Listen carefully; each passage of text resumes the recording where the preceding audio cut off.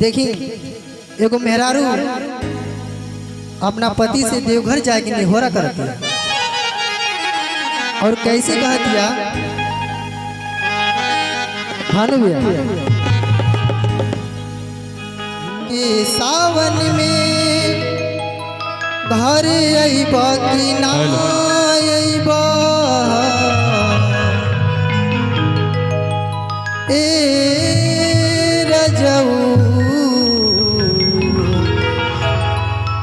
बोला अइबा कि ना अइबा।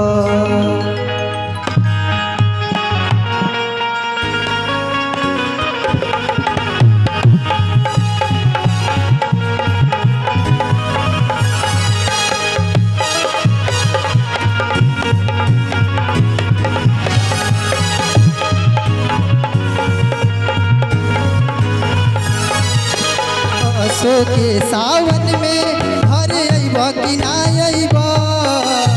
असो के सावन में घर अइबा कि ना अइबा। ए रजऊ देवघर जइबा कि ना जइबा। ए रजऊ देवघर जइबा कि ना जइबा। असो के सावन में घर अइबा कि ना अइबा। असो के सावन में घर अइबा कि ना अइबा। ए रजऊ देवघर जइबा कि ना जइबा। ए रजऊ देवघर जइबा कि ना जइबा।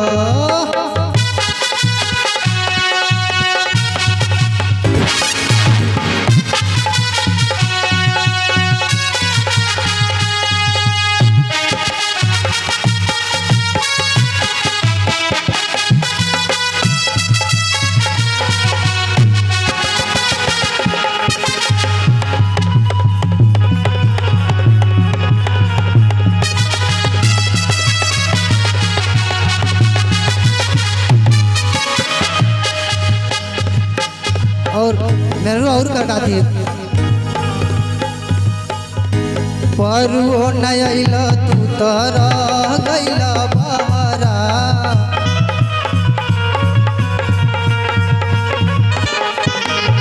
तू सर ले जाए के भरोसा बाटे तहरा।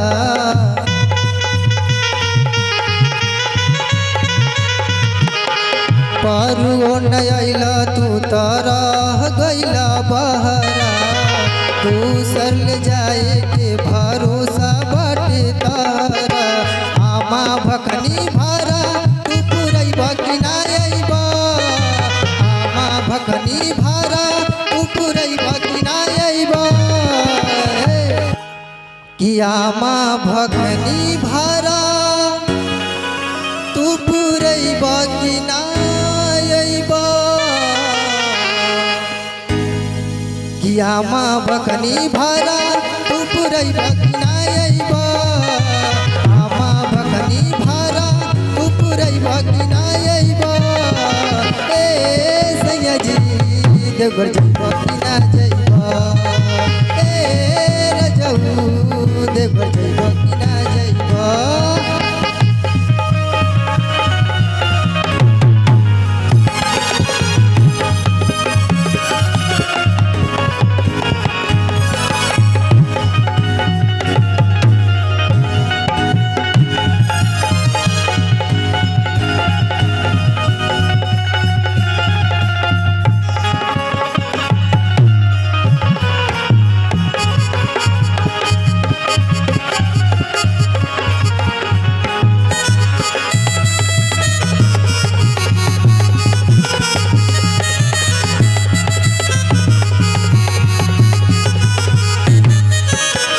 राजकुमार भैया और होती और क्या कहती है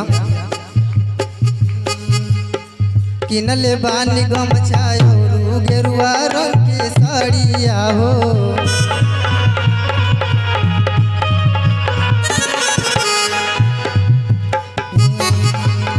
देवघर जाए वाली धइल जाई गड़िया हो।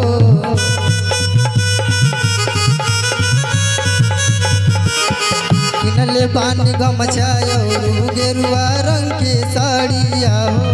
देवघर जाए वाली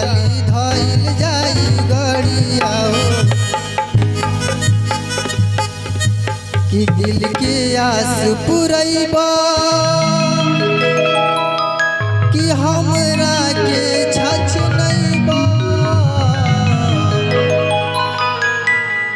कि दिल के आस पुरैबा कि हमरा के छछनैबा कि दिल के आस पुरैबा कि हमरा के छछनैबा दिल के आस पुरैबा कि हमरा के छछनैबा ए रजऊ देवघर जइबा कि ना जइबा ए रजऊ देवघर जइबा कि ना जइबा आसो के सावन में घर अइबा कि ना अइबा आसो के सावन में घर अइबा कि ना अइबा ए सैया जी देवघर जइबा